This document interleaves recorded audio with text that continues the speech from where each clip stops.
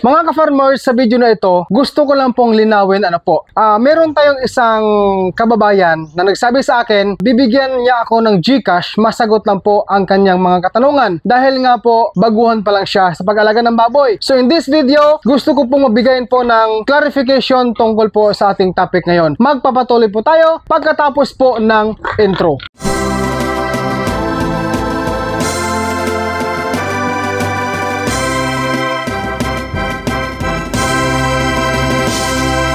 Ng pera sa mga sagot na akin pong inaalay sa inyong mga tanong. Okay mga ka-farmers, ito po ang kanyang sinabi. Sir Dudong, pwede po ako mag-subscribe sa inyo tapos magbigay na lang po ako ng GCash. Kasi first timer po ako sa pag-alaga ng baboy. Wala kasi ako masyadong matanungan about sa pagpapalaki ng baboy. At ano po ang gagawin? Mag-subscribe na lang ako sir at magbigay ng GCash para masagot mo po ang mga tanong ko. So direct po na answer ko dito, hindi po ako nagpapabayad mga ka-farmers. Ulitin ko, hindi po ako nagpapabayad. Ang akin po kasing paggawa ng mga simpleng content po libre, walang bayad. Makaalay lang po ako ng munting kaalaman, munting idea about sa pig farming, kahit na backyard resort tayo. Hindi po ako naniningil. Wala pong ganon, wala pong singilan dito. Clarification lang, free po mga ka-farmers ang akin pong pagsagot sa mga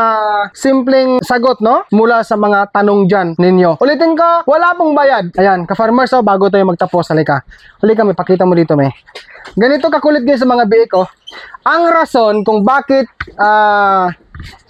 hindi ko pinapabayaan na magutom yung inahin. Ito yung rason tingnan mo, masdan mo guys kumakain pa yung mama nila tapos gusto na namang kumuha ng gatas ayan. So yan ang reason kung bakit inaalaw ko si Mother Pig na palagi siyang busog.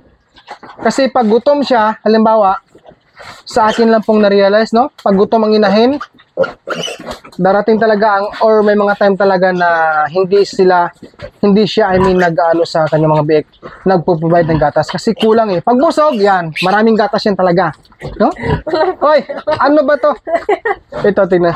Diki, istorbohin natin ha. Gumising ka na. Yung mga kapatid niya kasi nag-ano na. Halika na. Uy, kawawa ka naman dyan Obo. Lupay-pay guys Obo. Lupay-pay talaga Uy. Dyan ka na. Lagyan natin. Hoy. Obo. Kawawa naman.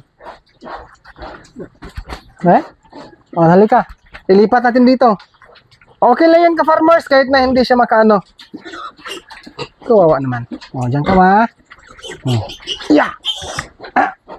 Hirap mo. Tulog ka-farmers. Ayaw ko lang munang gisingin ng husto.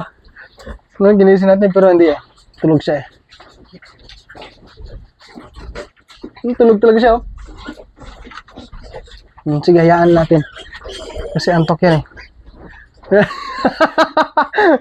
So farmers, ipakita mo ngayon mga kapatid yung sampo. Tignan mo. Ito.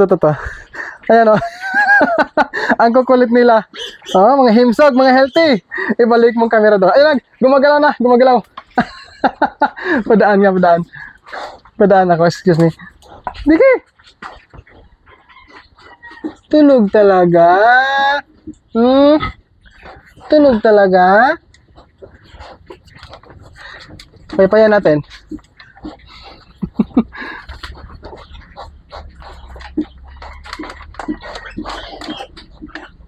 Hindi ka makakuha ng gatas. Hindi. Yan lang. Natatawa ako sa baboy ko. Nagising nga tuloy. Halika na dali. I-grab natin yung panahon. I-grab yung opportunity na makakuha ng gatas para mas mabilis lumaki mga ka-farmers. Ayan. Sige na.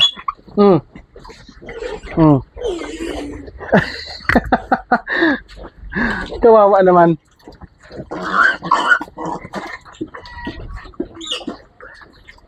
Diki! Nagipagsipal. O, sige, mamaya ka na. Gusto ko lang sabihin na pasensya na po kayo sa akin sa mga hindi ko pa ho na-replyan. Unti-unti ko pong binabasa ang mga comments, no? Napakaraming comments. Tambak po ako sa comments pero slowly ko pong nire-replyan yan, okay? So, ito, bago ko makalimutan, hindi ko na po kinuhang pangalan. Pero yung kanyang tanong, ito po, sabi niya. Singit ko lang, regarding po ito sa inahin after ng anak. Sabi niya, Sir Dudong, di ba po 20 ml yung antibiotic na binigay nyo tapos 5 ml naman sa vitamins? Tanong ko po, saan spot tinurok lahat yon? Kasi 10 ml maximum. No, 10 ml maximum lang, di ba po? So, 10 ml sa kabila, tas 10 ml sa kabila. Ang vitamins po, saan nakaturok? Salamat po. Naguguluhan kasi ako. Ganito yan. Saan ba yung ano natin dito? Singit ko lang para magka-idea tayo. Una, tinansya namin ng technician ko yung body weight nitong inahin na to. Estimated kilo na sa 200 capacity lang. 200 kilos lang. Estimated lang ka-farmers. So, ang ginamit naming antibiotic yung pong Sustalen LA. Oxytetracycline, Sustalen LA. Yun po ang ginamit ng brand technician ko. Ang dosage and administration sa Sustalen LA ay 1 ml ang ituturok sa baboy sa bawat 10 kilograms body weight. So, dahil 200 kilos capacity ito, estimated namin, nagbigay si technician ng 20 ml. Dito po tinurok sa right side sa gilid. Dito banda. Ang kabila naman, sa kaliwang banda, another 10 ml. Total of 20 ml. Ang vitamins, ito guys, itong Big Sun SP injectable vitamins, 5 ml. Dito niya po tinurok sa may pigi, sa may inahin. Dito na. No, dito na sa may pigi niya, dito banda. So, sorry, hindi ko na-prepare yung antibiotic na Sustalen LA. Nasa bahay po, Yun lang mga ka-farmers. So, sa ulitin, wala pong bayad. Hindi po ako naniningil, no? Hindi po ako naniningil ng pera sa mga sagot na akin pong inaalay sa inyong mga tanong. Okay? Linawin lang natin kasi para, syempre, of course, para malinaw po ang ating, ang aking ginagawa dito sa aking channel, po. Okay, this time, magbibigay muna tayo ng pagkain. Dali. Yan. Wala pa rin tayong wala pa rin tayong gloves mga ka-farmers. Bale. Oy, gutom na. Punong-puno talaga guys ang balde. Punong-puno ang balde sa wheat feeding natin ngayon sa milk maker, pampagatas inahin. Dagdagan natin yung kanilang feeds. Dito ko na lang ipadaan. Yan.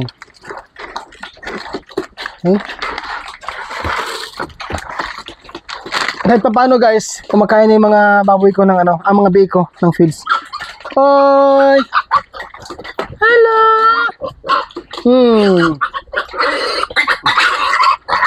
Okay. Ako po si Dodong Villaran po ang nagpapasalamat sa inyong lahat sa patuloy niyo pong pagsuporta dito po sa aking channel. Mabuhay po kayo mga ka-farmers. God bless us all and peace out everyone po sa ating lahat. Bye-bye po!